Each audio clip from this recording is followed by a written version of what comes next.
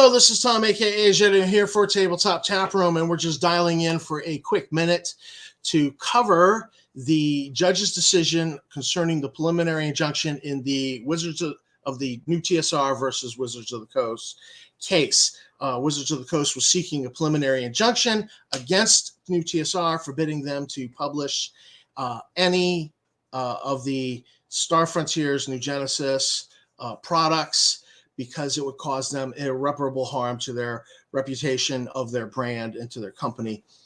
And the judge has made a decision. But before we get to that, I just want to say thanks to my subscribers. And if you have not subscribed already, please do consider hitting the like, subscribe, and bell icon and help me build the channel. And I'd like to give a shout out to Kim Wincen. Kim Wincen is, my understanding is he is a law student in a foreign country, but he's very knowledgeable about American law. And so he's done a review, and I'll put a link in the show notes, but he's done a review on the injunction and picked it apart, gone through it line by line carefully since last night.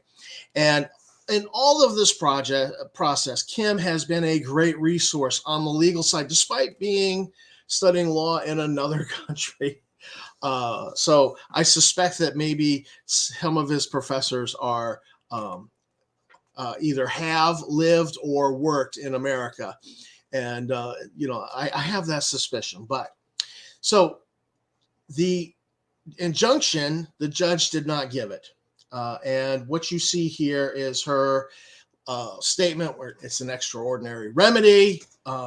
The burden of persuasion is upon those seeking it, so that the burden of persuasion was on Wizards of the Coast. And there's another reason why this did not happen. So we have to ask the question, how did Justin dodge the bullet? Well, I'm glad you asked. Here is the statement, the other reason from the judge, that at oral argument, counsel for the counterclaim defendants assured the court they had no intention of publishing SFNG game until TSR's complaint for declaratory judgment is decided. So at oral arguments, Justin agreed to just not publish the game. So in effect, the judge said, look, you're getting what you want, what you asked for. And so I don't have to rule on this. And she probably made the right decision. I know that there are people, and I saw comments last night, I know there are people who are disappointed that he didn't get slammed. He dodged the bullet by agreeing to not publish it. So so her position is look, that's an extraordinary measure on my part.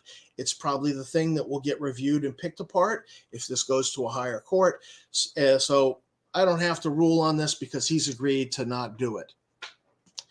Now, this is actually a good thing.